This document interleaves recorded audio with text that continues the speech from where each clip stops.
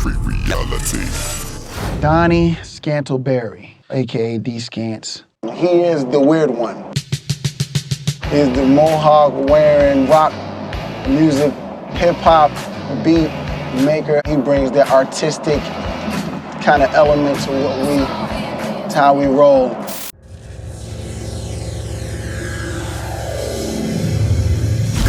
Concrete reality. We interrupt this program to bring And you say special third coast. Yeah. It's such a delight to be here tonight, utilizing the gift of song that I've been blessed with to bring to y'all so much joy. And you know, like I know, don't nothing bring more joy than a clean-cut New Orleans boy, huh? They say I wouldn't do it again. What up, what up? Welcome to Concrete Reality TV. I'm L from Acapella. I am King Cool Cutter in the building. I'm OG2. You know how we do it. We strive to know more and do more with what we know. We got a special guest coming in. Yes, sir. I don't even know what to say about this one, fellas. I don't even know how my ass pulled this off. Hey, man, it's good. It's good to have those connections when you need them, man. I know, man. This goes back to high school. Back in H-Town. I mean, he got accolades, he got accreditations, 2-time Grammy nominee, co-written artist, you know him, Aaliyah, Usher, Ludacris, Miguel, Chris. And the list goes on and on and on and on, man. He got a lot of business interests too that we gonna talk about. Fan base. Let's talk about that. Yeah. Let's just bring him in. D. Scantz, what up, man? Donnie Scantz, what's happening with you? Let's give him a hand. Welcome to Concrete TV, Houston Hometown Heroes Edition. We bringing it live, not from H-Town, but in our hearts. We in H-Town. H-Town all day. Southside. Glad y'all doing this for the crib, and I'm happy to represent all the way from Los Angeles, California. L.A. Yeah, we're here. How long you been in L.A.? This time, I'd say about 12 years this time. This time?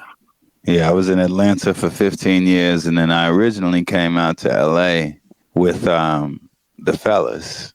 You know who the fellas is. Stop acting like you don't know Ideal. Stop that. I know. We might know. I'm sorry.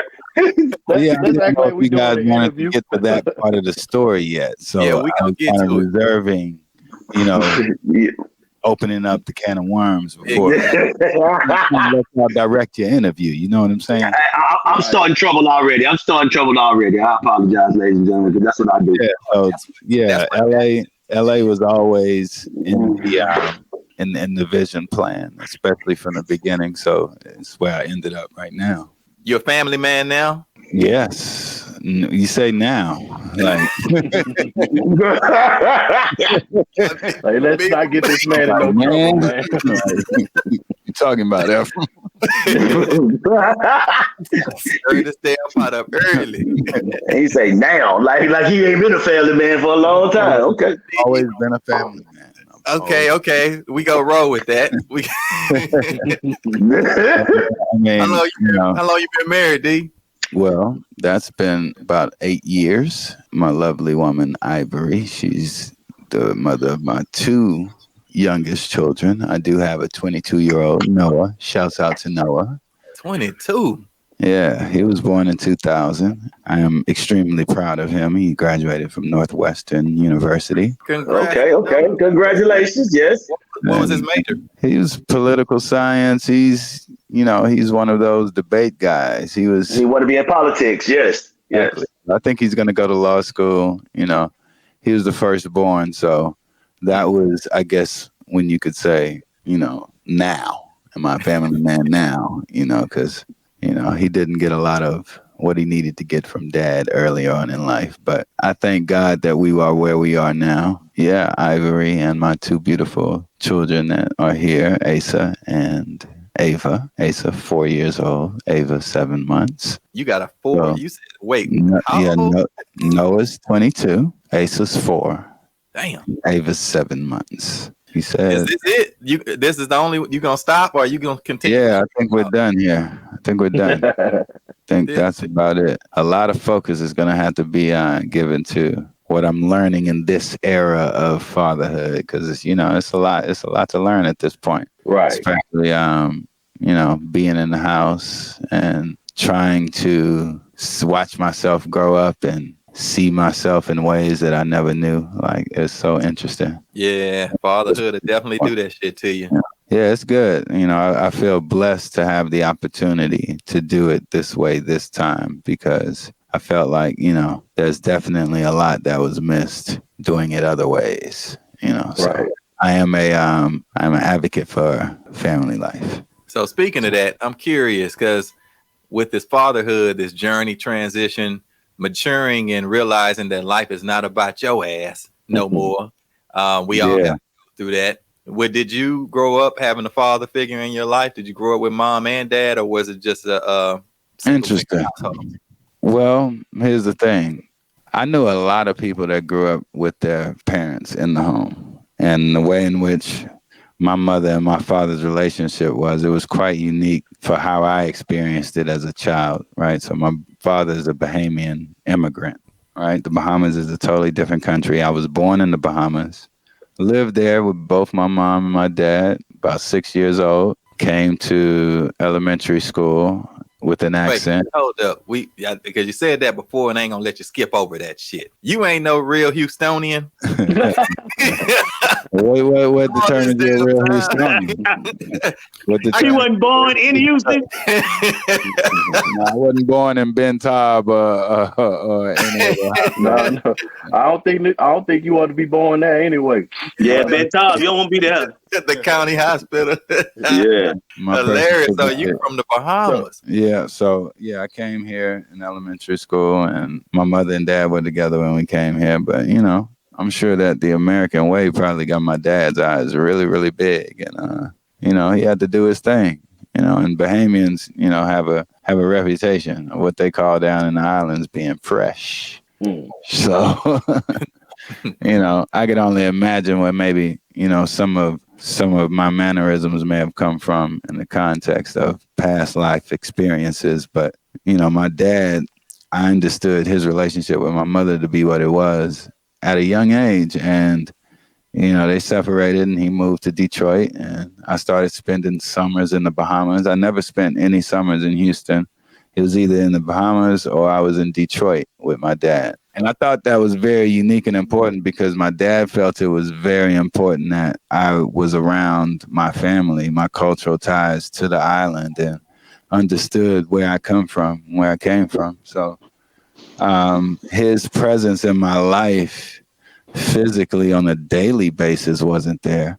And I'm sure that, you know, the impact of what that was, you know, made me who I am. But, you know, my mother also had me around strong role models. And like I said, a lot of my friends that I grew up with, you know, a lot of their, I guess, father figures were people that I looked up to in certain kinds of ways, you know. And so I didn't feel any lack, you know, I guess, to make it plain. And this part is important too. My mother never said anything disparaging about my father, regardless of whatever struggles that may have presented themselves. All right. I love my dad for who my dad was to me. I love my mom, and their relationship was their relationship. Yep, that's what I was going to ask you. I wanted to know about that because I know that happens. It happens a lot. Yeah, currently. More than it should. Absolutely. Right. Yeah. Absolutely. Let's get to your second parent, the introduction to music. At what age did you get the bug? Well, my uncle Clarence was a musician in Houston. Clarence Parker, who's played the blues. And he played in a number of bands. I remember him telling me about him playing in like one of Duke Ellington's orchestras. And then I remember him playing in a band called the Texas Tornadoes. This is some Texas history right here, right? Wow. So if y'all look up this band, the Texas Tornadoes, I'm not sure who was in that band, but this was what was going on in Third Ward, Texas. Yep. A lot of blues playing. So my uncle, he played bass. He was a big influence as far as my interest in music. But with him being my uncle, I didn't necessarily think that he could really teach me much about what I wanted to do with music. He was the one who bought me my first guitar that, you know, without even having a respect for the instruments, and then being so young at the time that he bought me a guitar and tore all the strings off of it and never played it. Just destroyed it. It was a beautiful guitar too. I don't know why I did that, but I had to be about 8 years old. So I guess that wasn't an instrument. The guitar was not it. No, but I was, what I really loved was running around the house pretending I was Prince in my drawers. Playing guitar. What an influence Prince had on you. And the strings just got in the way. My appreciation for music started there, with my uncle and, with my love for Prince and the music that, extended family members put me on to, and go and hang out at my dad's apartment when he was still living in Houston, and his boys used to have a red light on and smoke-filled room with the beads in the middle of the doorway with this peculiar smell, but they'd be playing Marvin Gaye. And, I just remember just being influenced about all these situational aspects that music was a part of, my life. So when it came to elementary school, and by third grade, because music was still in the schools, you had to choose an instrument, right, to play. Right. That's one thing I really appreciated about it. So my mom took me out of Parker Music Academy, I think because it was kind of too white. She put me in McGregor Music and Science Academy, right there. Oh, yeah, that's the hood. Right there in Third Ward. And that was with Larry Alexander as the principal, Mr. Alexander, who ended up becoming the Houston Independent School District Superintendent. Superintendent, yep. Right, so this is how and you asked me about like inspiration in music. Let me know if I'm getting a little long-winded. No, you're good. You're good. No, you're perfect. So my mother put me in a covering of men that she felt would be great examples for any black man at that time growing up in Texas. And y'all know how it is growing up in Texas. Yeah. So Mr. Alexander, there was Mr. Harrison, and there was Mr. Smith. And Mr. Harrison and Mr. Smith were great musicians in Houston that were teachers at McGregor Elementary, jazz musicians. Mr. Harrison played drums. Mr. Smith played whatever he needed to play.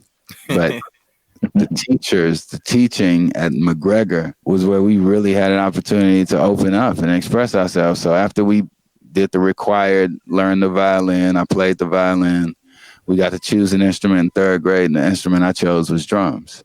And from then, after we played drums from third through fifth grade, by the time I got to fifth grade, they was like, okay, choose another instrument to play. And then I chose trumpet.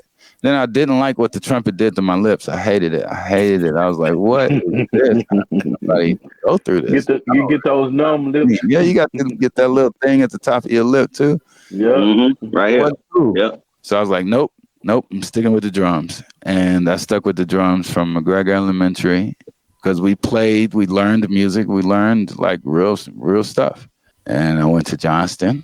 And didn't you go to Johnston? Yep, that's where I met you the first time. Yeah, everybody make mistakes in life. It's okay. Yeah. You probably went like Welch or something, huh? No, I went to Darling. Oh, you went to Dick Darling. Remember this because he played on the football team. Yeah, we ain't like playing Darling, boy. All y'all football players at Darling had beards. That is a rumor. That is a lie, and that is not the truth. No rumor, bro.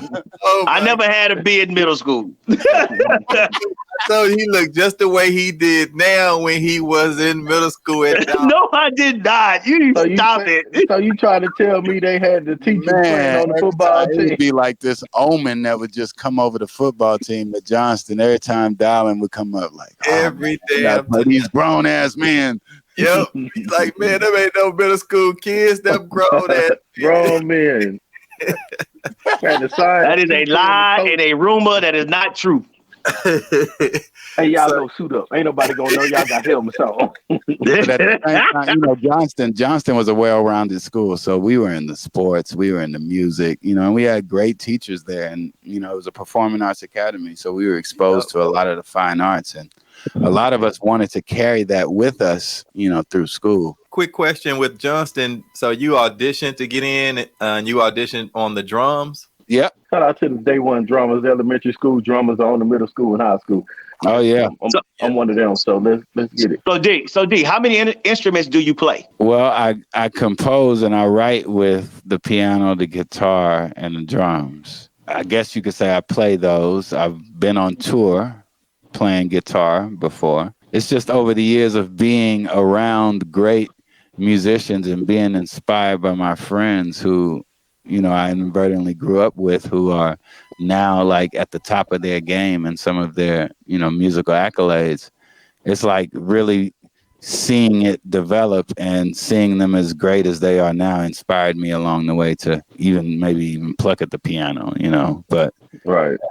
If I wanted to at any point of my come up in the music business, I would love to have Bryan Michael Cox come sprinkle some piano on my tracks, or a PJ Morton come and sprinkle something on my tracks while we're in exchange of information, and I'm teaching him how to use the MPC or something, like, and you never know where these relationships might end up and turn out to be. And next thing you know, we're all here. Junior high school, since we brought up Johnston, it was people like Chris Dave, who was just a year out of Johnston when I entered in. And so, it was being in the midst of a drummer like a Chris Dave and a Mark Simmons, who eventually fed into HSPVA, which was the next school that I wanted to go to, that had the Jason Morans who were already there, like, but my mother didn't let me go to PVA as a freshman. I went to Willow Ridge High School in Mo City. Everybody make mistakes again. Again, shouts out to Ronald Thornton, the second teaching of the Willow Ridge High School marching band, as well as their jazz band, because it was one of the amazing music programs that was outside of a performing arts centered environment in which I grew up in. So my mother had a way of always putting me in these environments where I could excel, and I had great mentors and teachers. But at the same time, I didn't belong in Willow Ridge, and that was kind of like identified, immediately. So I didn't do that next year. And kind of like my purgatory was, you're going to go to Lamar for a semester. So I ended up going to Lamar High School. Everybody make mistakes again. God damn, boy. No, Lamar. What high school you go to? You went to Yates, huh? I went to James Madison. MHS, baby. Madison. Okay, you went to Madison. So you went from Dowling to Madison. Yep. Everybody makes mistakes. So, I went to Lamar and I tried to play football and be a jockey. Lamar is like a big football-oriented school, right? So, and, a little weird guy like me who didn't wear Jordans. Oh, no. Oh, no. I bought Jordans when I was in the 8th grade, and I learned my lesson because my mother made me buy my Jordans with my own money. And they cost $108, I remember. I wish they cost that much today. Yeah, they pricing now. They about $3 Right. But that's why I'm glad I learned my lesson. I'm glad my mother taught it to me the way that she did, because she made me pay for it with my own money, my own earned allowance, and whatever side jobs hustling that I did back then. She wanted to teach me, like, okay, you want your Jordans, go and get them. 2 weeks in, them Jordans was wrecked. 8th grade, I vowed that I would never pay that much money for shoes again. And ever since then, I've only been Chucks and Vans. Okay. Let's go back, because you said you had to work. Was this your first job? Well, okay. I used to go to Shape Community Center growing up in Houston. Like, we're talking about the whole Houston. Shout out to Shape. Shout out to Shape Community Center. Yeah. So we got to give love to Deloitte Parker. I was one of the kids of Shape of Our Lives, and it was a community program that taught us all of the principles of Kwanzaa. And taught us all of the principles of self-preservation, being Black men in Texas and in the United States, as well as, some entrepreneurial aspects, some creative entrepreneurial aspects. So we made these things, you remember when people used to rock them Africa medallions? Yes, sir. We used to make them at Shape. We used to do silk screen and T-shirts. And this was all in the summer program for them to teach us, like, Black entrepreneurship, like basically teaching us how to fish. Made some money from that. I would come home, wads of cash over the summer. So I was responsible for, buying a lot of my school clothes and some of those things. And I think, all of those opportunities, whether or not my mother had money or not, it always felt like we did good at all of the opportunities that were given, because that's just what we did. So all of that led me to HSPVA by the time I got out of Lamar High School. And you went to HSPVA as a junior, right? Second semester, my sophomore year. Oh, your sophomore year, okay. So they did like a semester transfer, because my mother worked in HISD. That's even lovelier. 20, 30 years. So they did an administrative transfer. There was a little incident that happened at Lamar High School. that I don't think that Beverly Hills High School was prepared for at that time. And for some reason, my name got floated around in the mix of this controversy. Wait, is this the race fight that happened? Yeah, buddy. I remember that fight. That was everywhere. Y'all want to hear this story? Yeah, go ahead, tell the story. Yeah. It's like Eyewitness News of Marvin Zindler right now. Are we recording? Look, are we recording? Exactly, because we had another guest. I don't know if you know him. His name's Okira Robinson, but I think I remember that name. He looks like Tupac, but a flat top at that time. But he was talking about this very same incident, and I'm curious to see hear your perspective on it. Oh, wow. Okay. I'm glad that there is someone else talking about it, because I remember I had to go on Fox 26 News and talk about it as a request from Lamar High School. So here's the story. It was around the time when the Malcolm X movie was getting made, Spike Lee. There was a lot of things going on in the Black community in the context of whatever was going on in our social constructs, whether it was a little bit before Rodney King or whatever happened in your very own community, or even to yourself by any incidents of you being a Black man in America, right? So there was some knowledge going around, and there was some pride going around, and people were making movies, and Malcolm X was coming about, and people wore X shirts and X hats. I don't know if how popular y'all remember those being, yes, but sir. Of course they were hot. African medallions and X hats.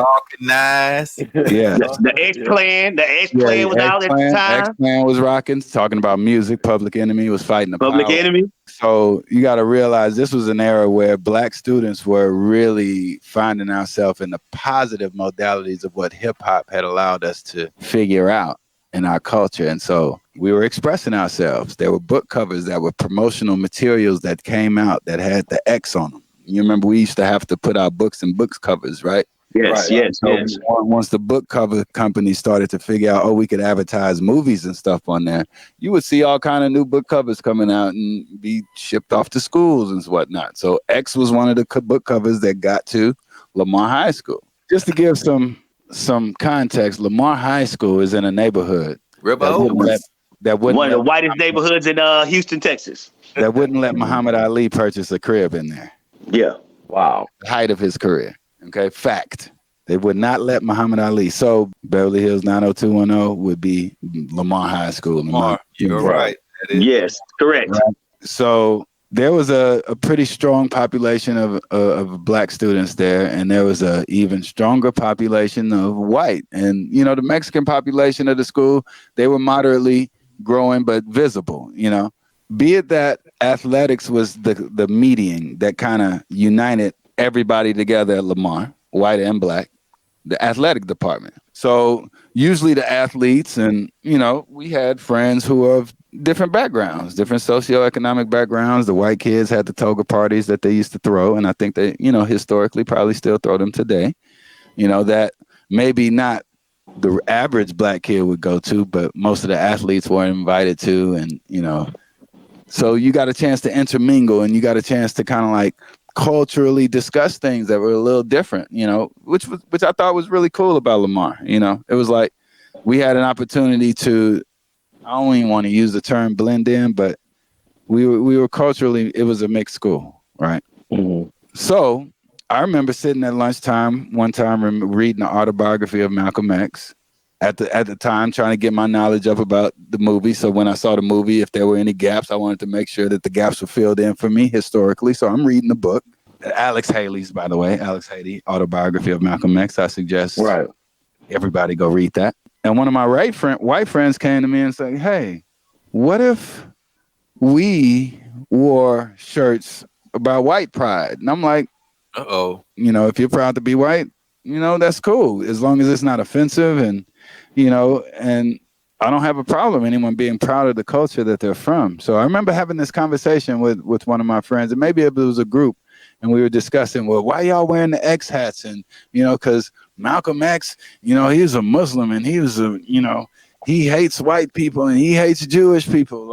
So it's like, it was a conversation, but it was also a teachable moment too, because the movie was coming out, and, Malcolm X is a civil rights figure in the Black community. So there is no negative connotation when you're talking to me about Malcolm X and me trying to also be civil with you, you know, about how you feel, because I don't think you're racist. I don't think that you're racist for asking me this question, you know? But if there's a moment where, you know, I can give you some information about Malcolm X that you didn't know before, you know, let's use this as an opportunity. So I guess because of all of the pride and stuff that was going on around that time, maybe a week later or something, a bunch of kids showed up to school and they had these shirts on that says, "The South will rise again." Oh my goodness! If we That's knew definitely racist. And on the back of the shirt, it said, "If we knew it was going to be like this, we would have picked the cotton ourselves." Oh! What the hell? That's your fault. Some of them had Confederate flags on it, because mind you, we used to have kids that drive up to school with their Jeeps on big tires with Confederate flags. Confederate flags At Lamar. So it was a deal. It was a big deal. So mind you, all of this was going on. Now this is what's going on with the students. In the backdrop, the administration had confiscated all of the Malcolm X book covers. That's why I brought that up earlier, because they told all the black kids you couldn't have these Malcolm X book covers on your books. But you can rock the Confederate flag all you want to. So I take that word to my mother. My mother, being the administrator that she is, she comes to school in an African garb. By the way, we're not born in Africa. We don't have any African, you know, memories of dressing in kente cloth, but my mother made sure that I had from head to toe, you know what I'm saying? Probably the baddest kente cloth outfit ever. She had one too. Ephraim, I remember you having a kente cloth hat too at one point too. Yeah, I had that. So and the medallion. And the medallion. There was a lot of other things happening in the background, I guess, with parents that were having problems and questions with their kids coming home about this. And so I guess, you know, the parents let their kids walk out of the house saying, okay, well, if these kids could dress like that, then you can go express yourself too, right? And so I guess that's what the thing happened. So next thing you know, white kids getting beat up all over Lamar High School. Hell yeah. Getting their shirts ripped open. I wasn't assaulting anyone, but you would hear people running down the hallway screaming for their life. We'd be in class like, oh my God, what's happening? And then, you know, another period, you'd hear some, you know, then it just got out of hand. And so they had to send everybody back to homeroom. And I think at the end of the day, I get a call to go to the principal's office. It's your fault anyway. You told the little white boy. You told me he could express himself. Yeah, so he thought it was okay. Well,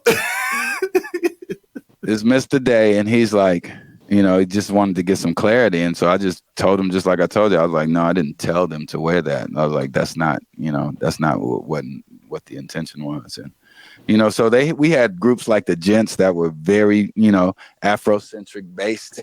Yes, we were. And you know, G5 all day. Right? Yeah, G5G. That's what you want. Yeah, G5 all day. 6-4 all day. So it was like, what can we do to basically keep the peace? Fox 26 News was up there. Mr. Day asked me to speak on Fox 26 News. It was just really an ordeal. My mother did make sure I dressed in African garb for that interview too as well. This is the internet, and you better hope we don't find that clip. yes, you hope you don't find that clip. We definitely posted. Well, maybe I hope you do, because it shows the consistency of what's going on. You know what I'm saying? So, I mean, shouts out to my mom. You know, she always represented well. She always, you know, made sure that I was representing, you know, how I needed to represent for what I was being taught in my household. Right. You know, so, you know, I know how it looks. I know how I felt wearing it. And, you know, of course, any kid, I'm like, come on, Mom, I don't want to wear this. But, you know, I understood what the mission was. I knew what the assignment was at that moment. So, yeah, shouts out to that. So that was that incident at Lamar that I think triggered everyone's support to get me into a school and into an environment to where I could really be focused on the things that I wanted to be focused on. And that was music. And that got me to PVA. Were you still playing football at the time?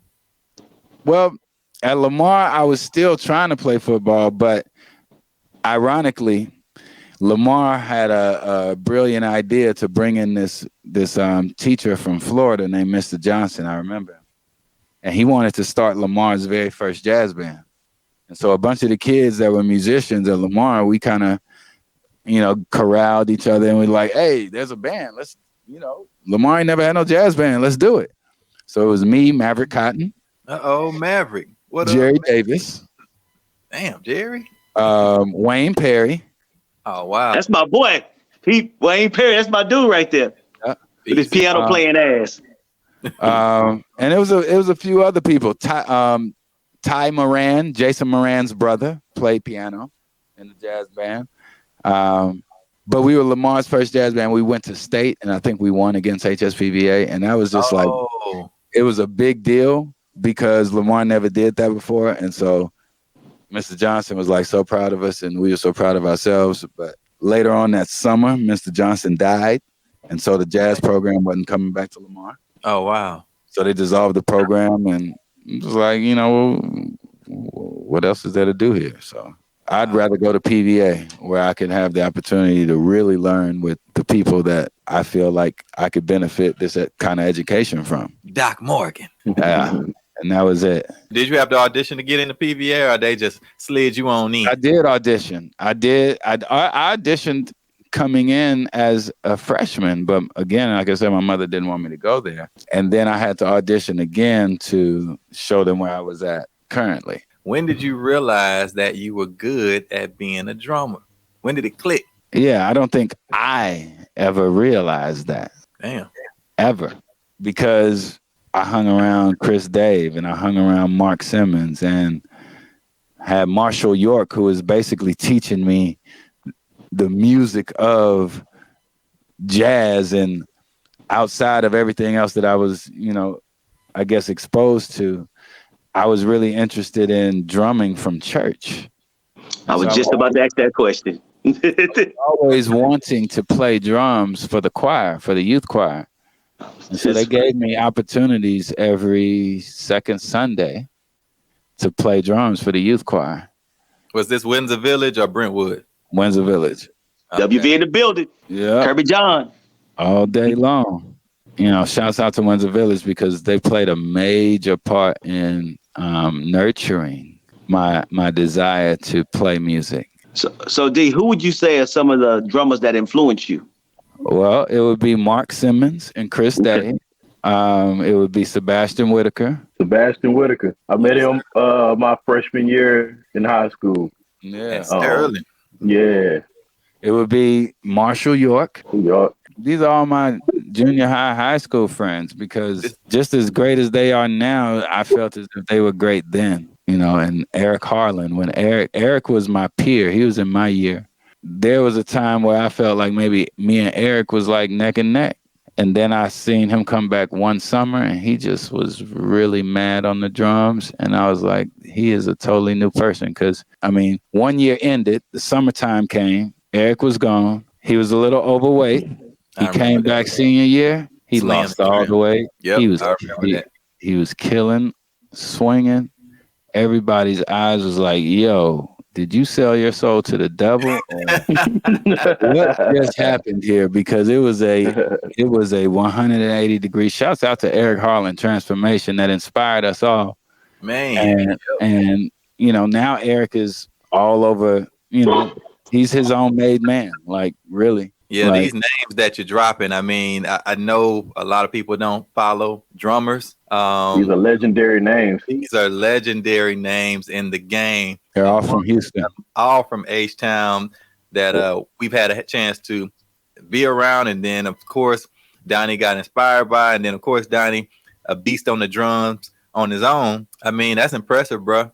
That's impressive to have that lineage. Yeah, but I think that speaks to why I never really felt that I was good. Because I was like, if I'm hanging with Chris and somebody walks in the room and they want a drummer for a gig, they gonna go to Chris. Now, sometimes, okay, Chris wasn't available. And they be like, oh, yeah, okay, Donnie, we'll let you play this time. But if Chris show back up, just know. You gotta get it's on your drum set. Yeah. We're gonna let Chris play. And even if it was on my drum set, it would be like, here, I get up and be like, here, but of course that speaks to a little imposter syndrome of me, something that I've had a very long time, that I carried with me for a very long time. Something I just really as an adult identified what it was. And I've heard stories of where Chris has told other people what he thought of, you know, my progress in playing. And, you know, I was quite shocked that, you know, at some points, you know, he thought I was good. So let's fast forward a little bit to now that you understand and they letting you know, hey, you cold, cat. I mean, you got some skills, bruh. So what are you planning on doing with your life as a musician from this point on? Is it, you know, you going to college, or are you thinking about, hey, I want to be a professional and just bypass the whole thing? I'm trying to play for people. Well, his was crazy because you say you want to fast forward. We still got to rewind a little bit back to Lamar. So I was in 10th grade at Lamar, and there's a group of guys that ended up being a singing group. It started in 10th grade at Lamar. I didn't sing in the group, but they were my close friends. They were my family. They were my cousins. They were my boys. They got signed to a production company when we were in 10th grade that had the group H-Town signed to them. And this was when I was in 10th grade. So my dreams of being professional at whatever it is that I was doing in 10th grade at that time, which was playing drums, I wanted to be Ideal's drummer on the road. That's what my professional aspirations were, to be a tour drummer on the road. So that was it. That was it. And coupled with that, of course, Ideal was a singing group and they were getting into production and all of that. And so we were all matriculating into the studio and we were listening to music like Jodeci and Boyz II Men, and we were reading album credits and we're seeing this term producer. And I'm like, oh, well, this term producer, Quincy Jones is on every one of these Michael Jackson songs. As a producer, what is that? So then I was like, oh, I want to be a producer. Oh, Devontae Swing, a producer. What is that? Teddy Riley, a producer. What is that? And I got a singing group that I can create these songs with. And no, I'm not a piano player, but I could, you know, oh, they got these things called programmers. Oh, sequencers. Oh, what is that? So us little 10th grade, you know, guys were really, you know, we were exposed to some things. And the management company that had H-Town, they put us in the studio. And, you know, of course, we weren't allowed to do much of anything besides write. And so we started writing songs. And so we wrote in a circle as a group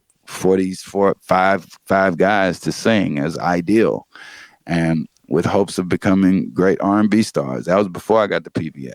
So when I got the PVA, Ideal was running around Houston doing little gigs, this, that, and the other. They got to open up for some people, you know, and I was still on my way to Howard University. I was still going to be on my track. During that time, record labels had a thing called artist development. So Ideal ends up getting signed to Virgin Records, but they didn't do nothing with them till 7 years later. I was already a second semester my junior year at Howard University. By the time Virgin Records called Ideal back, and it was like, okay, we got something serious that we want to put y'all on. And so that was that movie soundtrack. That was the movie soundtrack. Original Gangsters.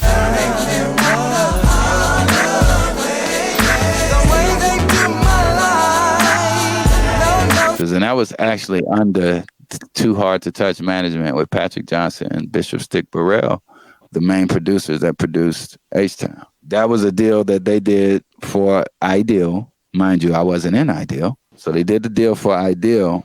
And at the same time, they flew them to LA, recorded this song, Inner City Blues, the Marvin Gaye remake, and put it out on Original Gangsters, which ended up being the movie that they were all featured in as a 5-man group, because Ideal was 5 men at first. So wasn't the fifth member Melvin? No, his name was Charles Venn. Oh, that's Charlie V. Yeah, Charlie V. So Charlie V exited the group early for religious reasons at that time. And then it ended up being the 4-member group that you see today. So in between Original Gangsters, that release and that movie, like there was a lot of business that got kind of crossed, and Ideal ended up getting put on the shelf at Virgin Records. So they didn't have any other releases after that Inner City Blues record. And that came for like maybe another 4 years. So that was during the period when I was at Howard University. Well, hold up. I got to touch on this. This is a little sensitive. It's a little sensitive. Yeah. I was waiting on it. I already know where you go. Go ahead. Here we go. This is when me and Donnie actually started building a bond. Because I had my group. well, at the time it was Ebony Mills. Later on, Ebony Mills. Founded with Matthew Knowles as Adagio, but at the time it was Ebony Mills. So Donnie, he saw us. We had a group. He would bring in the demos for Ideal. We go into the practice room. Yo, E, I got some shit for you, dog. He bring me into there, and he let me hear Ideal's demos and stuff. He's showing me what they doing, teaching me some shit and everything. I'm steaming because they cold. And I'm mad. I'm like, damn, these niggas is good. I'm mad as hell. So from that moment on, this rivalry started in our minds and the Ebony Mills that we got to beat these fools out. Dude, Donnie. Places and 4 times. Donnie's supposed to be my boy. He's sitting up here helping Ideal. He go to my high school and he ain't even cut for us like that. Man, we was territorial. We jealous. So it was I don't know if you remember Faith Luster. She had a going away party, a big concert, and then Ideal was first time they came to PVA. I don't know how they got there, if Donnie was part of this thing, but that's why you laughing. So we had I think Faith invited them though. They just did anything for Faith. They love Faith. They love, man. So she brought them over for the concert, and we singing too. Of course, Aaron's her brother, so he lead singer in the group. We singing too. We sing "It's So Hard to Say Goodbye," and it's like 10 of us up there. We got all the dudes. Seem like all the singers at PVA in the damn group. We sing in unison and shit. I'm like, what in the hell? Unison, lead singer, and a bass, and we just 10 dudes up there. All the mics going out. I think we got 3 mics. One of them, 2 of them was out. One of them was on. When Ideal got up there, all the mics was on. They sung Lift Every Voice and sing National Negro Anthem. Killed it. Everybody shouting and screaming and dancing. And then after we left, got off stage, and they came off. One of them said, "Just pray about it."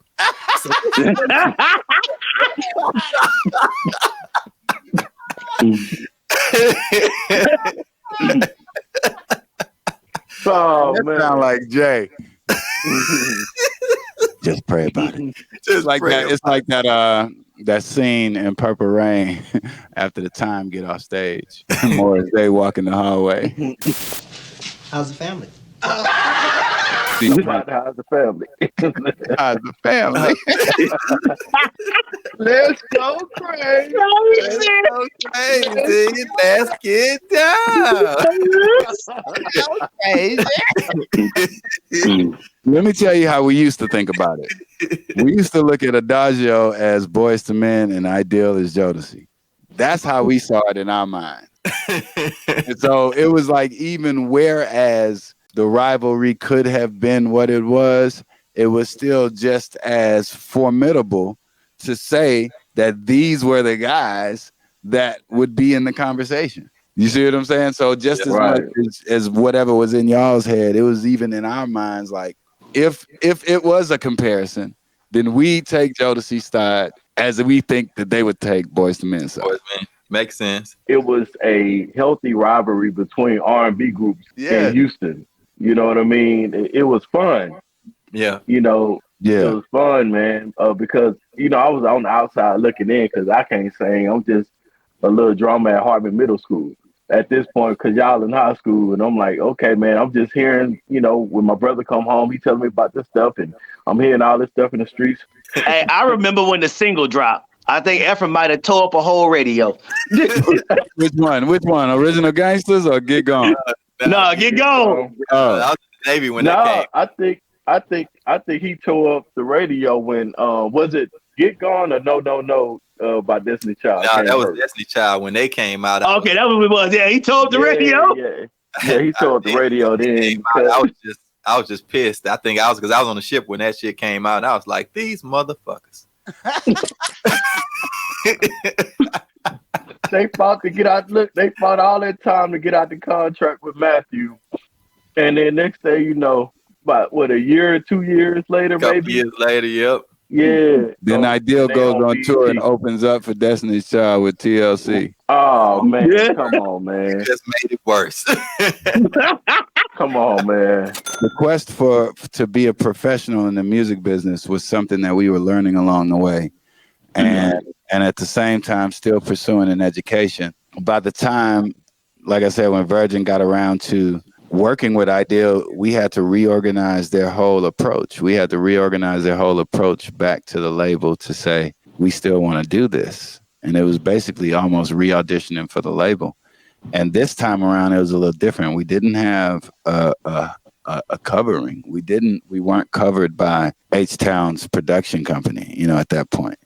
That deal had fizzled with the president of the label, who was getting ousted a year later, that we didn't know about. So everything that he was doing was really kind of rushing the last bit of money that he was funneling through Richard Branson's company at that time. So it was like Ideal became a victim to all of the ongoings of the business, while at the same time having a platinum album. And that platinum album took some work to get platinum, but it was during this time where things were a little uncertain for them, and we took upon business relationships that yielded us the ability to get the attention that they needed as a group. And that's how we got to Noontime. And that's where the story integrates into Bryan Michael Cox's association with Ideal, because we were all on the come up at the same time. And with Bryan was 2 years younger than me. He was at Clark Atlanta at the time. And I remember there was a hiatus period between Original Gangsters and what I'm talking about now. And I was working at Mars Music in Houston, Texas. I had already left Howard University, went to LA on the first trip, trying to get the business straight, ended up back at home for about another 6 months to a year before we got it all taken care of. When I say we, right, it's a very fine line in that conversation, because I wasn't included in none of the business conversations by then. Oh, dang. But Ideal, for all intents and purposes, wasn't going to go anywhere without me. It wasn't just like, y'all just going to leave me in Houston? No. I moved to LA and I stayed on their couch for 2 years, straight up. Damn. Before, and this was all voluntarily. I think I went to LA with like maybe $200-300 in my pocket. And, at that time, they were getting like $2,000 a month each from Virgin Records, to basically be housed in LA, because there were certain laws that, if you're going to have an artist sign that, doesn't live here, you got to pay them a certain living expense during that time.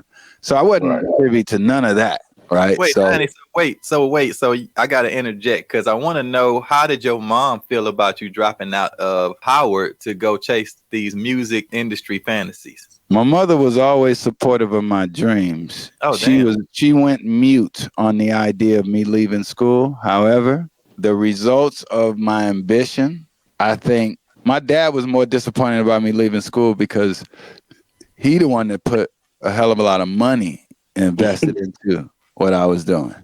And he expressed that. He was like, I paid a lot.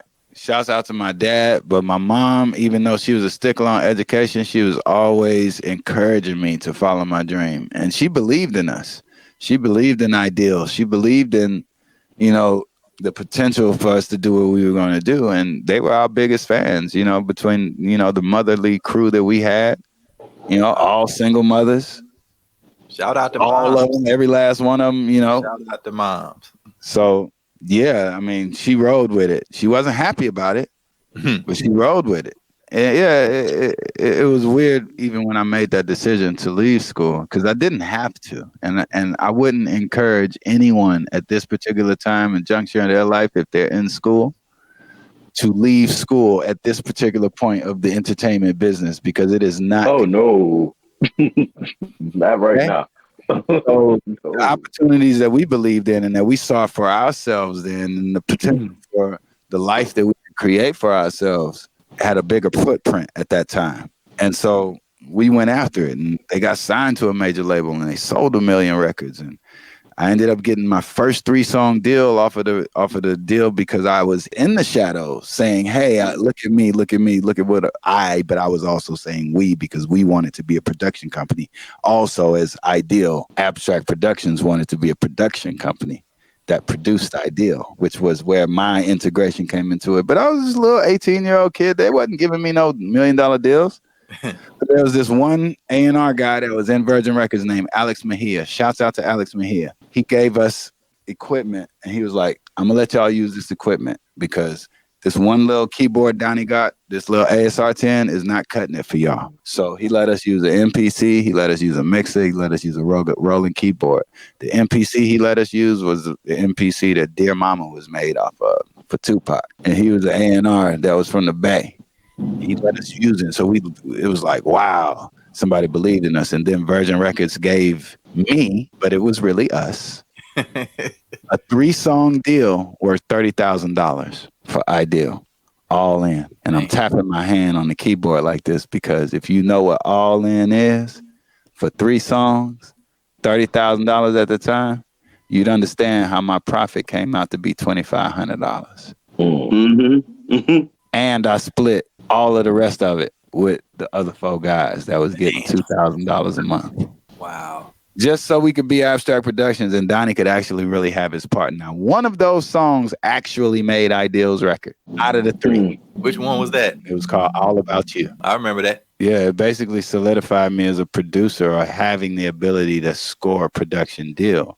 But it didn't solidify Ideal as a production team. And Virgin Records didn't want to pay them as a production team because they were already paying them $2,000 a month as artists. So they was like, we're not going to invest in you guys anymore as producers when we really need to go get hit-making producers to write some hits for y'all so y'all could really come and make some of this money back. But, you know, that time, are you going to pay a Babyface budget? Are you going to pay a Timbaland budget? Are you going to pay a Neptune's budget? These were budgets that were like $160,000 per track. Right. So my little fee, not all in, by the way, fee. That was their fee. So that little $30,000 I got all in taught me the difference between what an all in budget was and a fee based budget was. But I had to get some bones under my belt in order for them to, you know, consider me for a fee, little Donnie. So then this brilliant idea came because that little hiatus I was talking about, one of my friends called me on a come up from Ideal because he knew about all the things that was going on with Ideal and he was getting his bones as a producer. And he called me and he was like, yo,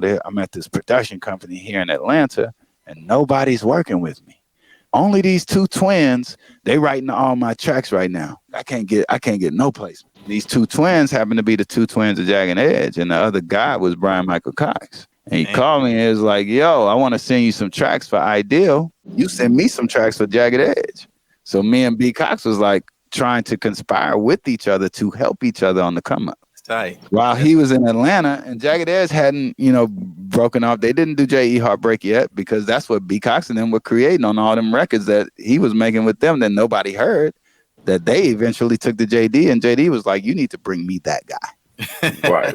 Right. So JD and them struck a deal with Noontime to use Bryan, and then the rest is history with Jagged Edge. But at the whole time, Jagged Edge was at Noontime recordings every single day, writing. This wasn't a powerist that Ideal had the luxury of being able to do. They wasn't able to develop their writing skills, right, in an environment that was competitive. And so I brought this idea to Carmonique, who was our manager at the time. I was like, hey, have you heard of this company called Noontime? She's like, yeah, I know Noontime. And so she knew the owners who owned Noontime, which was Chris Hicks and a couple other guys, and they actually went to Howard University. So all of these things started coming together, right? Eric Roberson was at Howard University with me at the time, and he brought back this demo that he did. And he was like, yo, it's these cats down in Atlanta called Noontime, and there's one cat named J-Dub. He's up in New York working with Puff Daddy on all of this Faith Evans stuff. Check out this song he did with me. And so from Howard University, we've been talking about J-Dub and Noontime and all these guys. So when B. Cox brings it up while I'm in Mars Music in Houston on that little hiatus, and we talked to Carmonique about it, Virgin Records signs off on it, gives Noontime $250,000 to do 5 songs. Noontime parlays that into a co-executive production credit on Ideal, which ended up giving them logo credit on Ideal, which made the industry think Ideal was signed to Noontime when Ideal was not signed to Noontime. Gave credence to Noontime because they were doing 5 songs to say, hey, we're imprinting y'all with the brand of your sound, which they did. Noontime had a very distinct sound at that time. And it was changing the way in which music was heard. Like between what Diddy was doing, Noontime was basically like the sister production company to the Hitman. And Atlanta, right? So Bryan's there. Noontime wasn't paying no attention to Bryan. And then one of his peers, who was about 16 years old at the time, Bryan, I think, was 18 years old at the time. And so they were the two closest in age who were working at Noontime together. It was this kid, Johntá Austin. Oh, yeah. Johntá ended up writing a hit for Tyrese Sweet Lady at 16 years old, and he was on the ATL map as a songwriter from that point on. So we didn't experience an operation like this before. We didn't basically see factories of, you know, great songs and hit records being outputted in 4 and 5 named hit-making producers or in one studio together. Like, we was like, oh my God. And little old me, I was the foreigner in the building. And if you know anything about the music industry at that time, it was a very closed environment. So for Ideal to bring a foreign producer into the environment of another production team, it's almost like, oh, y'all giving this nigga the secret sauce. Who is you? Closed session. Out of here. Out. Damn. But I was the only one there that stood up and was an advocate for Ideal against people like Johntá, who at the time were really getting their bones too at the time. And so everybody's egos was like really, really big. You know what I'm saying? So we were all in a room fighting for attention. But Johntá wrote these hellified songs and nobody could deny him. And Noontime, at every juncture that they got, they were really beating up our emotional confidence, because they was like, y'all niggas songs suck. Y'all need us. Y'all can't write. Y'all might could sing, but y'all suck. This song ain't a hit.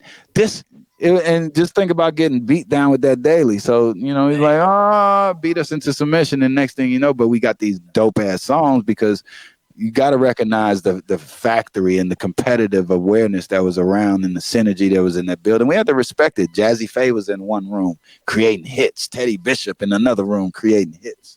You know what I'm saying? You had people like T.I. and Ludacris coming over because they was trying to get signed at the time. These were brand new artists.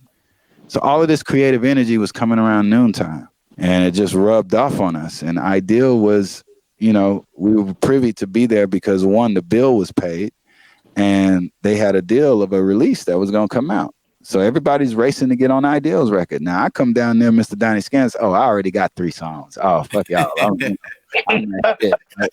You know? Come down there, get my shit handed to me. Right? Don't get it twisted. So they write Get Gone. Get Gone is chosen as a single. We orchestrated it to where it was all Houston based. We love the fact B. Cox produced it. We love the fact that, you know, it was a great record and Virgin was behind it. And it ended up. Wait, quick. Yeah, bring it back. And you know, because I'm listening like a kid at a damn candy store. This dude dropping jewels. Do y'all hear this?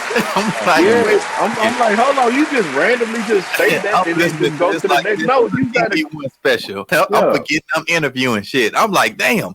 Okay, I got to ask some questions. But who played the guitar on Get Gone? Kevin Hicks. Come in here for a minute. Sit down. Shit. I always wanted to know who the hell played that cold ass guitar lick. Noontime was amazing because everybody wanted the Noontime sound. Everybody wanted some Kevin Hicks guitars in their tracks. You know what I'm saying? At that time. Mm-hmm. That's the guitars that were really prominent in the Noontime sound, whether you hear it in the Jagged Edge records or you hear it on my Aaliyah record. Like, Kevin Hicks was the Noontime sound, and the drums that we used to create in there, like, we didn't have no splice where we could go download sounds and, you know, and everybody had the same sounds. No, Noontime was a very coveted place, and I was an outsider, and they were focused on Ideal, so everything we did didn't matter, but everything that they did mattered, and it proved it, right? Who actually wrote Get Gone? Was that a combination of people? Johntá Austin. Johntá. Okay. Okay, so I was the one rallying because Ideal, we were the musicians that we were. I was like, man, y'all might could write, and our writing might suck, but y'all can't arrange songs like these guys. Y'all can't arrange harmonies like that. Like Noontime confessed to me some of the guys that were in Noontime, they was like, we was gonna jump you because you was around here talking this, right?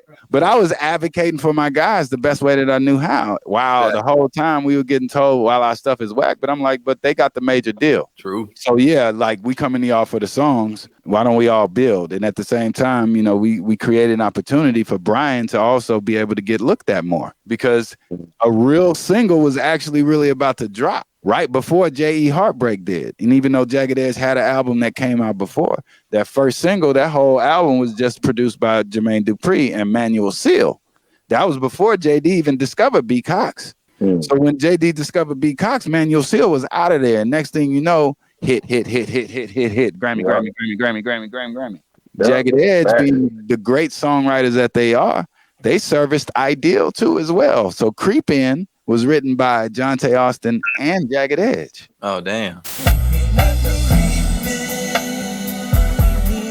That was Ideal's second single, produced by Bryan Cox. So again, this was all of our come up at the same time. And during that time, I wasn't even signed to Noontime. I was Ideal's advocate. So Ideal went on after Get Going, had their first hit record. The record didn't go over gold at that point. 500,000 records. That was a failure at the time of the music business. Let a record sell 500,000 now. What I'm saying is 500,000 wasn't shit. And the label was like, we need to push this record to 1 million, because Ideal, quote unquote, had a lot of money they needed to pay back to the label, blah, blah, blah. However, what was hot in the business were these KG beats at the time. And KG produced this group Next, which was some hellified songwriters, because RL was a hellified songwriter. Yes, sir. Right. And so in the middle of Ideal's release, Virgin was like, we're going to do a repackaging and we're going to add a song. And the song wasn't produced by Noontime. Noontime was in an uproar about this. But it was like, you know, they didn't really have any control over making that decision. So Virgin made the decision to go with KG. They wrote a hit record, whatever, with Lil Mo and RL. And next thing you know, that record became a hit also. It became Ideal's second hit. Can you tell them what hit this was? This was Whatever. Whatever you want to do. Yeah. You know, that was a smash. Mind you, Ideal's off to the races at this point. This is when they go on tour, opening up for TLC, and Destiny's Child was also opening up for TLC. So Ideal was gone. I'm talking about egos blasted up out of here. We are we off to the roofs. And so where you think I was? With them? Nope. In Houston? Nope. There's a dark part of this story that comes about here. On the first trip to Atlanta after B. Cox gave me the hint about Noontime, right? The first trip was just going to get the water wet. The second trip was after Noontime got the 250K, and they were going to give us 5 songs. So between the first trip and the second trip to Atlanta, we all lived in LA. Mind you, I was living on Ideal's couch at this time, right? Right. Get Gone hit record was out doing its thing. Video was out, shows was popping, was doing some things. So Carmonique Roberts was the manager of Ideal at this time. Shouts out to Carmonique. And she was special because she saw in me the desire for me to be a producer, and she supported that the best way she could, that while there was nobody investing in me personally to do it, right? Alex Mejia gave us the equipment off of my relationship with him. There were some other people in LA who invited me into their studio out here, and we were all trying to like do our things as a producer. So I was really on my own quest for a long time, while Ideal was their own entity, already made, doing their thing. Donnie Scantz still had one song on Ideal, but I'm still figuring it out. Now, mind you, this part is going to get a little dark, and other people might have a little opinions, but I'm going to make it as light as I can. Oh, we keeps it real. Concrete reality TV. All right, so look, I'm going to respect the dead in this part of the conversation, so I am going to make it, a little bit respectful. Got it. Right. At this time, we were back in LA. I think it was around the time when Dead Presidents, the movie, had just come out, and it had gotten its success. So mind you, 2 floors up from where we lived, we were on the 7th floor. Terrence Howard lived on the 9th floor. Me and Terrence Howard became really, really close friends because he was shooting this movie, The Best Man, and he was a guitar player in the movie.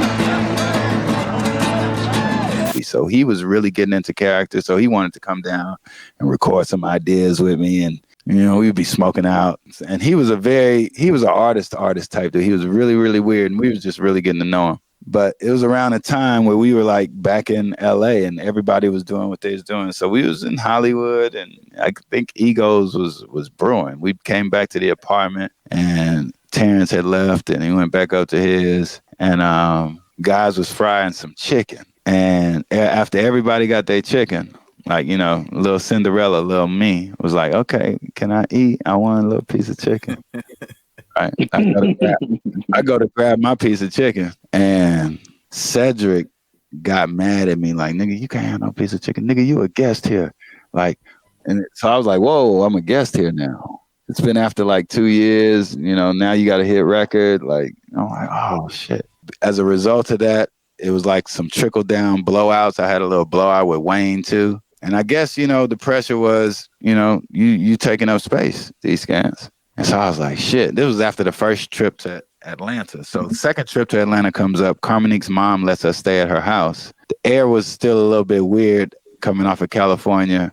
Carmonique is like, this time, Donnie, I suggest you stay in Atlanta. All right. All my clothes was in a trash bag, I remember. And I'm like, what you mean? She's like, well, you know, you can stay at my mom's house. And you know, so her mom had big mansion. I'm talking about this black affluence. Her mom worked for like Coca-Cola, right? But Carmonique was basically a manager until her mom, she was broke. And her mom was like, why the hell you got all these 5 grown ass men? So, you know, but anyway, her mom was supportive of her daughter. And, you know what, she befriended us. It was like family. So she let us stay in her crib, beautiful crib in Atlanta. And it was just a little far from the studio. So, you know, Ideal moved on and did their thing. And we was basically virtually staying in the studio, in Noontime studio. Me and B. Cox shared the C room because Noontime at that point was so graciously, you know, gracious to me to allow me to share a room with B. Cox since he was associated with us. So Carmonique pulled me to the side. She was like, you know, okay, cool. We finished, you know, this trip here in Atlanta, but Donnie, here's the deal. Your time with Ideal is done. And it was like, okay, cool. At this point, I still wanted to be signed to Noontime, but I didn't want to live in Atlanta. So I remember going to Noontime, I was like, yeah, can I still be signed to y'all and living in LA? And they was like, yeah, you know, you'll get your advance and all that, but living in LA is much more expensive. And all the artists come here to the studio to work with us here. So I was like, oh, okay, cool. So then... When did you officially sign with Noontime? It's a little bit of time after this. Okay, a little bit of time. I mean, it's a minute, right? B. Cox is just getting his bones. He's going over to JD's now, right? So Carmonique suggests I stay there, and she's also trying to convince Noontime to sign me. Noontime is like, he reminds us of Anthony Dent. We already got a Dent. We don't need to sign no more, right? They didn't want to sign me. But they let me work in the C room with B. Cox, collaborating while Ideal was there. So my time was basically up, right? Mm. Bryan's had a 1-bedroom studio apartment, and he had all his boys from Houston there as well, trying to get on too. I'm talking about Trevor and Troy Clark. Robert Hodge was out there with us. Yeah, I remember. Yep. Teron Mitchell came down. Marco Valian came down. So this is all the guys, and I named at least 5 in a studio outside of B. Cox, including myself. Scooby was alive then. Scooby came down, right? In a 1-bedroom studio in Atlanta, and B. Cox was so gracious enough to let us all crash and stay there. Y'all pledging. Right? Right. But me and B. Cox were the only ones in Noontime that was actually like really ambitiously making beats for this, that, and the other. So it came around this time, and this had to be within a relative period of about 6 months to a year, maybe after Ideal rolled out. So I get dropped off in Atlanta. Y'all don't understand. Basically just dropped off there. I wanted to be there, but nobody wanted me there. So I'm still having to make my way, and I'm still having to gain approval, and I'm still having to prove myself, right? And this opportunity 6 months to a year later came up where Noontime was doing a deal with Blackground Records on a publishing side, co-publishing joint venture. And Blackground opened up the opportunity for Noontime to come up to New York and work with Aaliyah. And so at that time, a lot of distractions, not distractions, what can I call them? A lot of obstacles were being thrown in my way. One of them was I wasn't officially signed. I remember they used to have these music conventions called Impact. I really felt like I was like Cinderella at Noontime. Like I would get the scraps, right? And I would have to make something out of the scraps for myself. I remember them assigning me this group, Absolute, right? And Absolute was a group where it was a Noontime group. They was trying to get them signed. Nobody wanted to sign them. They had deals after deals, and nobody was really messing with them. But Noontime was so invested in them, they just wouldn't stop. So eventually, Noontime got a deal with Atlantic Records, and they put out Absolute. And the first single was a single that me and B. Cox did. Now, the only reason that first single came out to be that it was not only the fact that B. Cox also produced it. I wasn't signed to Noontime officially at that time. Or maybe I was at that time. I might be getting it mixed up. But during this Blackground co-publishing deal, all of everybody who was signed to Noontime was invited to New York to work with Aaliyah, except for me. And except for the Aaliyah sessions that were going on in New York, for the people who were there who weren't officially signed to Blackground, they got shipped to Atlanta. So it was like we was in Alcatraz. And it was me and one other guy that they shipped from wherever they was working with Aaliyah, and they shipped us both in this place for 30 days. It was just me and him in this studio for 30 days. And that other artist is Tank. What? Shout out to Tank. Wow. It was just me and Tank in Noontime Studios for 30 days while Noontime was in New York working with Aaliyah. Mind you, Tank wasn't officially signed to Blackground. And he was going through some limbo in his deal then because he was anxious for his record to come out, but they wasn't giving him no attention. So they shipped his ass off. You go to Atlanta. We doing this deal with Noontime, blah, blah, blah. Me and Tank found each other in Atlanta for 30 days, and we damn near did 30 songs. Putting in work. Right? At the same time, there was this Sony group called 7 Mile that was from Detroit that flew in maybe a week before the New York trip happened. And I ended up making this track for them. I made 2 tracks for them. Sony Music ended up paying $30,000 for these 2 tracks. So Noontime started paying me through what they was doing on behalf of me, but I still wasn't officially signed. Still, they ain't had my Donnie Scantz contract yet. Bryan had gotten signed at that point because Jagged Edge was like serious about what they was doing with him. And they was like, we not gonna let JD nab him up. Bryan was signed at this point. Especially with Get Gone being a hit and all that, Bryan been signed. Mm-hmm. I still wasn't signed yet. This was maybe 6 months, a year into it. I make this track for 7 Mile. They pay $30,000 for the record. They leave with the record.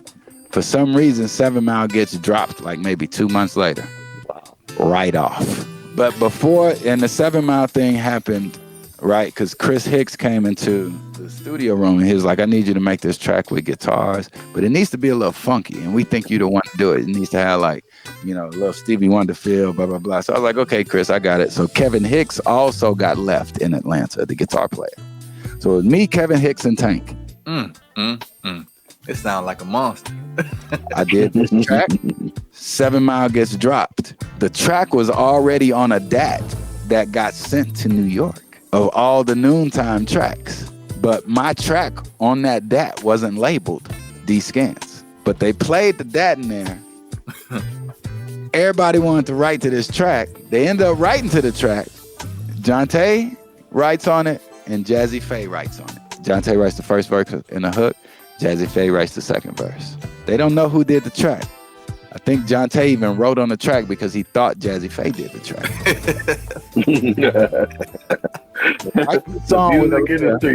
The music industry, boy. Go ahead. They write the song on Aaliyah. Aaliyah cuts it. Everybody loves it. They don't know who did the track. And still don't know D Scantz did it. They come back to Atlanta and Billy Calloway happened to be the A&R. He's like, oh, this is D Scantz track. Because he was like the A&R to put all the stuff on the DAT. Boom. Next thing I know, like I'm getting calls like, yo, we just messed up the deal with Blackground. They don't want none of the Aaliyah records. What?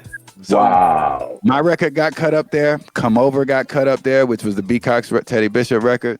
I Miss You, which was another Teddy Bishop record that eventually came out after her death. All of these records were written in New York. And Noontime blew the deal with Blackground somehow. And Blackground was like, we don't want none of y'all Aaliyah records no more. So Aaliyah was on the shelf for us. Damn. Dun, da, da. Wow. Then comes Priority Records, and they was like, hey, we heard this Aaliyah record that we want a license for this movie next Friday. We were like, you mean like Friday, Ice Cube Friday? That Friday. It was like, yeah. So Noontime basically owned the licensing rights to this record because they controlled the rights of me. They controlled the rights of Jazze Faye. They controlled the rights of Johntá Austin. So they was like, oh, we could license y'all this record, even though Blackground doesn't want to mess with us on any Aaliyah records. So Noontime pulled a business move, and they licensed the record to Priority. This record cost $43,000. And mind you, this was the first record. At this particular point, Noontime is like, oh, shit, we got to sign this guy now. Well, because he has a major record on a major artist, any publisher is going to give him buku money now if we don't sign him now for these little coins we want to give him. You know, but however, Noontime created the space. They created the opportunity. And they were basically responsible for creating, you know, the relationship to even get the song cut. So I wasn't officially signed. The Aaliyah song was cut. And I wasn't really getting done really right, all the way right. At least I felt that at that time. So I felt like I was a free agent. I was like, oh, I'm running around here. I got the Aaliyah song, nigga. Yeah. Right? So nonetheless, next Friday picks up the record.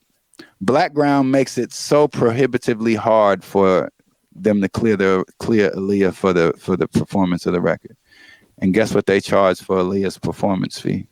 $1 million. It could have been, but at this time it was $200,000. That was unheard of. The record cost $243,000 at this time. Now, it was the biggest record a new producer could have ever gotten paid that much money for. So they paid Aaliyah $200,000. They paid Noontime $43,000. Of that $43,000, I split that with Kevin Hicks, right? And you know, so it was still a good tidbit of money. So best believe Noontime used my money to give me my advance that they eventually signed me with. Business. Wow. The music industry, boy. They music industry. The right to control 50% of my publishing interests. Wait, you said it again? They secured the right to own 50% of my publishing interests at this time. Damn. And it was crazy because all the while when I wasn't signed to Noontime, right, me and B. Cox took this trip up to New York and I wasn't signed yet. And we had a meeting with Sony Music and they found out I had the Aaliyah record. Sony Music offered me $350,000 on the spot. It was like, come over here, let us publish you. And $350,000. You took that. Huh? No, you didn't. I know. I got a phone call that said, hey, we heard that you had a meeting with Sony. If you take that deal, we're going to take your track off that Aaliyah song. Ooh. Fucked up. Oh, yeah. It was, oh, man. The industry, man. It's crazy. So fearful of that, as well as the fact that I really loved being at Noontime. Don't get it twisted. I love the producers. I love the production there. You know what I'm saying? I loved everything I was learning from that company. So I wanted to be there, although I knew that I was not wanted there. Yeah, right? You want to be loved, be accepted in there. So I forced their hand. You know, they signed, an administrative publishing deal with me for $35,000. That's a long stretch from $350,000. Ooh, that's a long stretch. Goddamn, ain't it good business? Whew. Yeah. Okay. That's a Hellcat. Yeah. But okay, that's my story.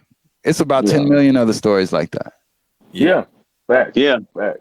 So, and think about the entrance into the business. It's like, at what point would I want to recoup $35,000 or would I want to recoup $350,000? That becomes a real question, because if I'm only on the hook for $35,000 and I have a hit record, I'm no longer on the hook anymore.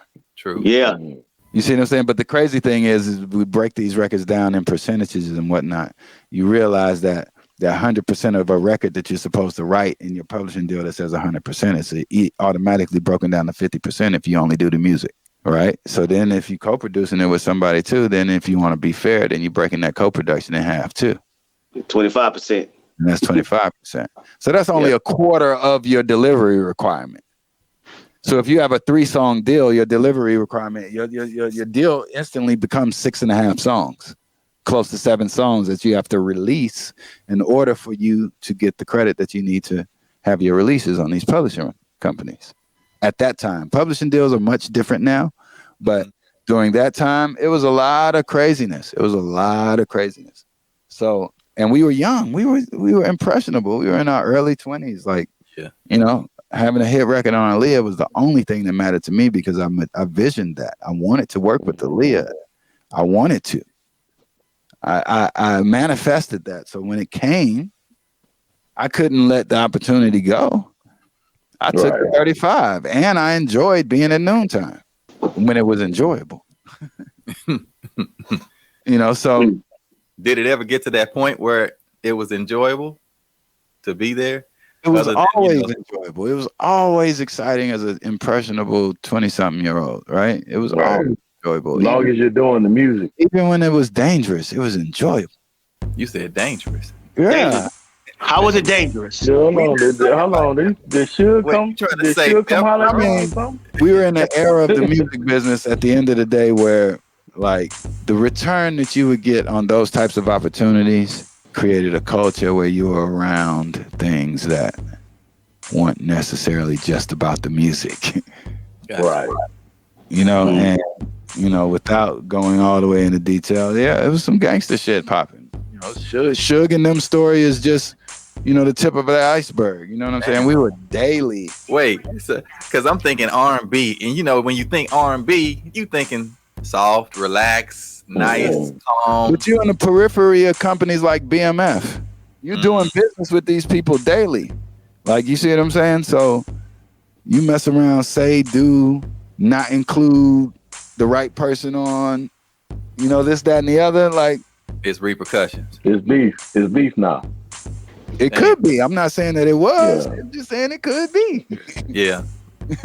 Well, I mean, because we always got to weigh in, even when, you know, blues, early R&B people, you know, we watched Temptation Story. We watched all these different stories. These gunplay has been no secret. You know, Muddy Waters back in the day. Right. I mean, it's gunplay has been no stranger to the music industry.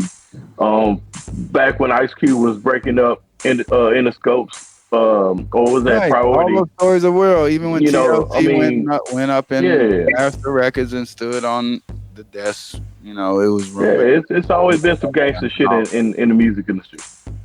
There's always been some gangster shit. So we ain't gonna act like we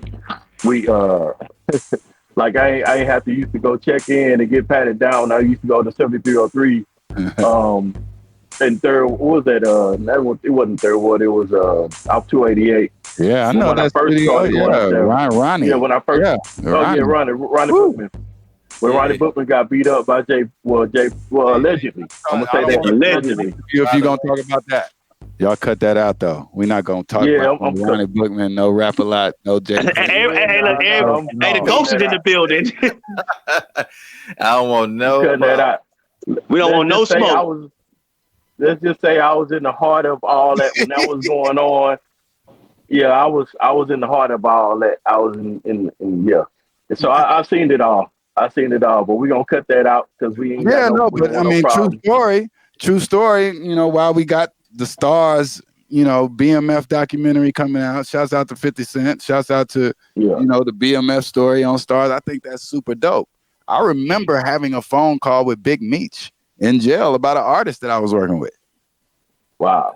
This was a nice complimentary phone call. Oh yeah, it was we're gonna take care of you. We're going to make sure you straight. You just make sure you go do that hit with our guy in Miami. Gotcha. Flew me to Miami. They gave me a brown paper bag full of cash. Oh, the infamous brown paper bag. Oh yeah. Damn. And it was like, infamous brown paper bag. And I gave them a nice little 5-figure amount, and it was right there in cash. Right there. From the artist that never came out. Yeah. So let's move forward out the dark period of. We out the dark period. Let's go. Move forward. What I want to know, D, about your business interests, you know, about fan base. Tell us about that. Well, fan base, okay, let's talk about that. So in social media, right, you know, you have the Instagrams, you have the Facebooks, right? You have these media companies who are now benefiting off of the social content of content creators. It's, you know, it's primarily Black content creators. And, you know, you might see them, the TikToks monetizing, you know, the white content creators in a way in which the Black content creators get overlooked. And so Isaac Hayes, who is the son of the Isaac Hayes. He is the founder of Fanbase. And Fanbase basically is a subscription-based platform for content creators, and all of us now are content creators. That's what we are. The pandemic has basically thrust all of us into creating content some kind of way. You know, you're on a Zoom call, you can record that Zoom call, it could become an instructional video. You know, like we are making content one way or the other. If you're sharing your dog on Instagram, now they want you to make reels. But the point is no compensation was made. And so Isaac created a platform that allowed content creators to monetize their fan base, whether your fan base is on Instagram or whether your fan base is on TikTok. You could bring them to this centralized location and you could create exclusive content for them. And so the fan base is not only a platform that has the sharing option as Instagram does, but it also has the direct to voice option like Clubhouse.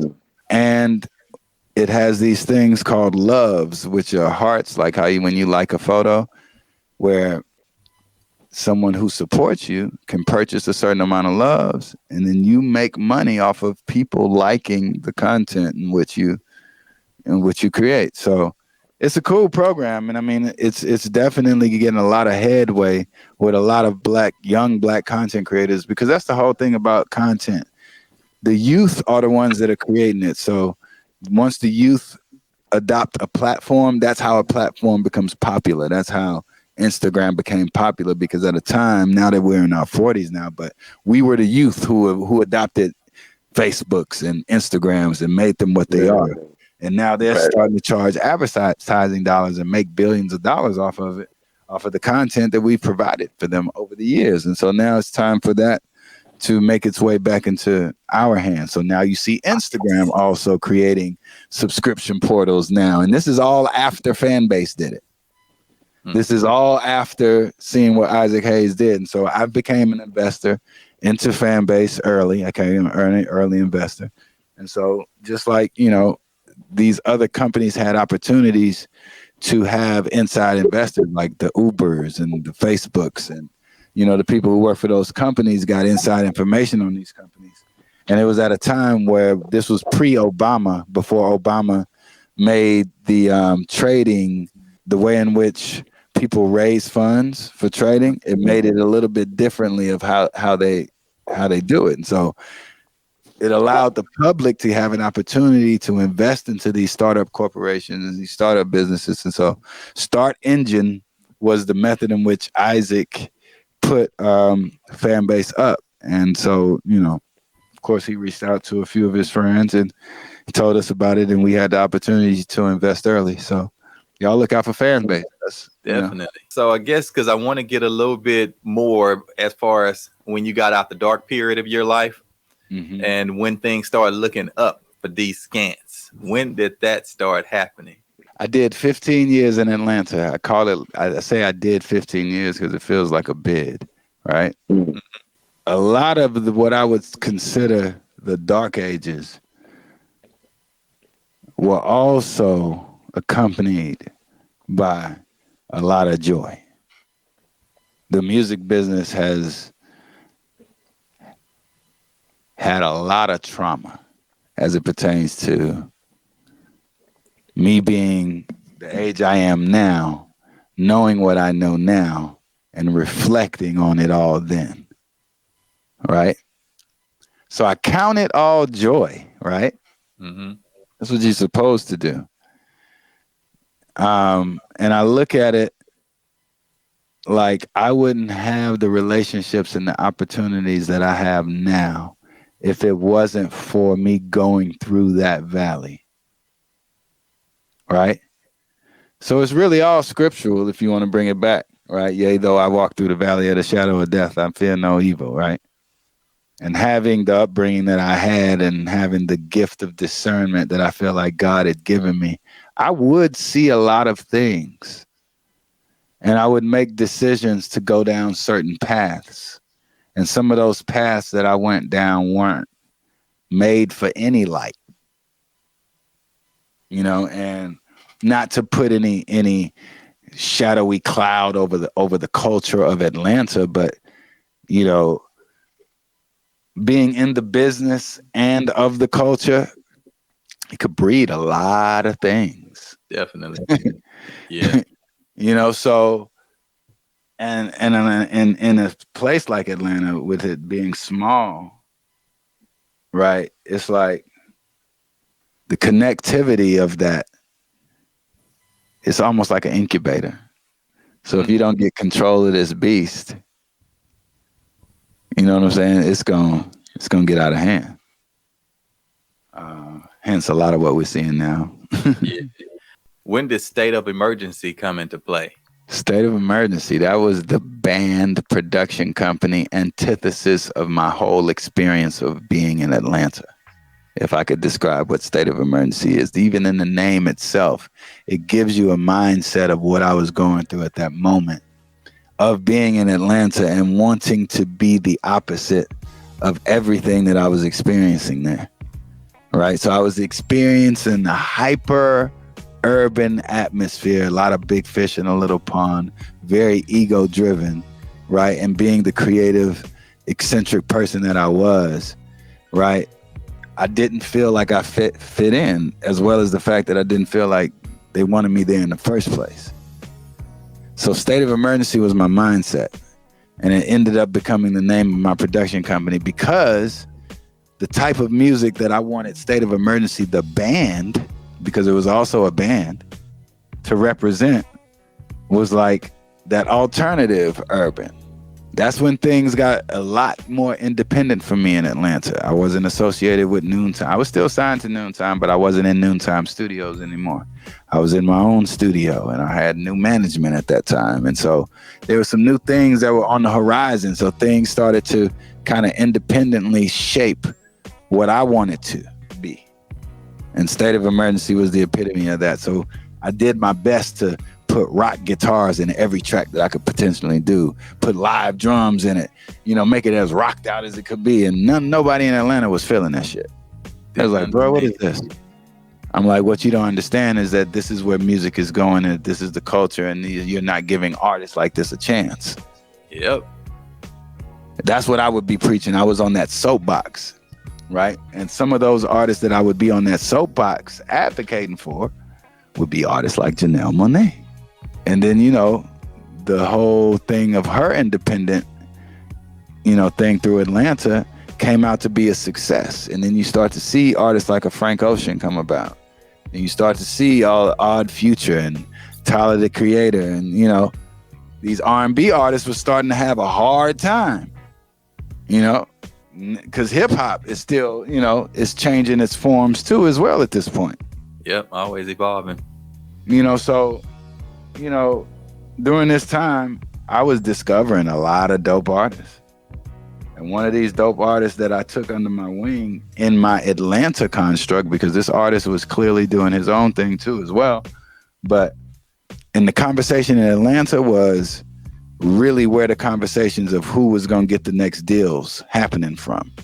Even though LA was Hollywood, people was looking at Atlanta because Atlanta, I mean, was responsible for 90% of what was on the charts during that time. Yeah, that's true. So even the people from LA would travel from LA to come work in Atlanta. That's how I met James Fauntleroy and the 1500 or Nothing team and all of these guys that are out here doing crazy big stuff now. They came through Atlanta.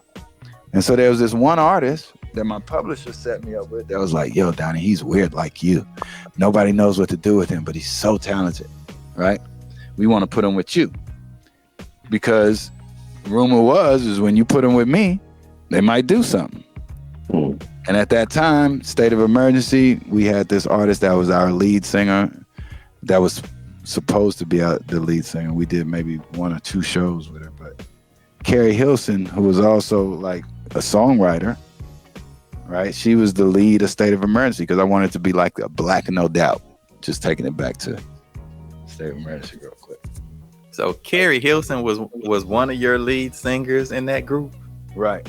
But we was doing like crazy records that had like rock guitars and stuff in it. And then, Then this meeting with 10, then I created Zone 4 with Polo the Don, and that's a whole nother story. We had Discover Rich Boy in my apartment in Atlanta, and we did Rich Boy's album. So a lot of these things, when you're talking about coming up out of the light, it was like I was doing things more independently of myself, but I still had the tethering of Noontime on me, and I still had the cable toe of, you know what I'm saying, other business relationships who had other benefits, but that was also marginalizing me in certain kinds of ways too. So it was a give and take. And so, Carrie Hilson came out of that. Rich Boy came out of that. So the artist that I was talking about that my publisher introduced me to that nobody was really messing with, couldn't really even navigate through what was going on in Atlanta to get to the deals. It was this artist named Miguel. So I'm holding up the banner for all the weird people in Atlanta. Nobody's hearing us. So I'm like, you know what? I don't belong here. I'm going to LA. Uh-oh. That's when it gets to LA. So, but that's 15 years. But that's after, ups and downs. I did Lloyd's whole King of Hearts album with Polo the Don. We all lived in LA for a period of time at that point because we used to come out here and do projects. So we would spend 3 months, 6 months in LA, but I was still living in Atlanta. We would go to Miami with B. Cox and spend half a whole year there, right? Because, we were living off of record industry budgets, blowing money fast. So, a lot of things were created out of that. And it was a lot of positive affirmation for me that what I was doing was sound. Even though I wasn't necessarily having all the Grammy nominations or having as many hit records as some of my peers, I was still satisfied with my abilities of what I could create for myself. Damn, dog. I don't know if you understand how many seeds you dropped in the industry. I'm listening like, wow, all that you've done. Yeah, we missed a whole bunch. Like, I don't know how y'all gonna edit this interview, but we missed Pimpin' all over the world. I don't give a damn. It's gonna have to be 2 parts. We go ahead and have a 2-part on this because I'm with it. You got a lot of music, man. I was just like, wow. I definitely did my Googles, and did my research as far as your discography. And I was like, ooh, this guy got a lot of credits, man. But yeah, you conquered a lot of things. Like you said, even in your dark years, there was some joy, and a lot of that even probably came through the dark years. But still, those credits don't change. You can't never take credits away. We're not even mentioning the ones that don't have your name on them because we already know how the music industry works. What I've learned real briefly before we wrap it up, it's never all or nothing. We live in a life that society tries to teach us that it's all or nothing. Either you great or you not great. Either you the best or you not the best. Well, what about all the goddamn middle ground? It's a whole bunch of middle ground in there that people want to skip over. How about there's no ground to scale it on? Because if we even put the middle, there's still a class system in the context of what people equate their value or their measurement of success to.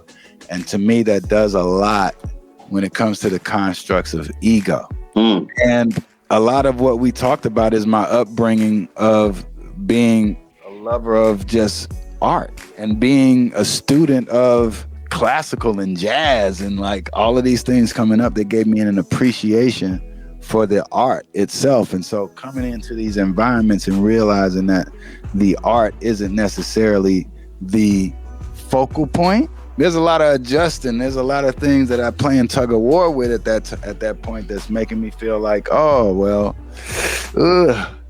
business versus art. This is like a venting session. Have you done any other biographical type of interviews? I don't know if there's been any like that just went through the whole chronologically or whatever that was. But we going into detail. So we got, like I said, we got a lot of meat on this one. This for the crib. This for the crib. We appreciate you. I appreciate you, man, for sure. Man, all good. Man, make sure y'all follow, like, subscribe. Concrete Reality TV, our Houston Hometown Heroes episodes. We got plenty more coming for you guys. Thanks for your support. And as always, peace. As you can see, I was raised in the streets. I ain't got a whole lot of partners with me, 'cause I know them boys.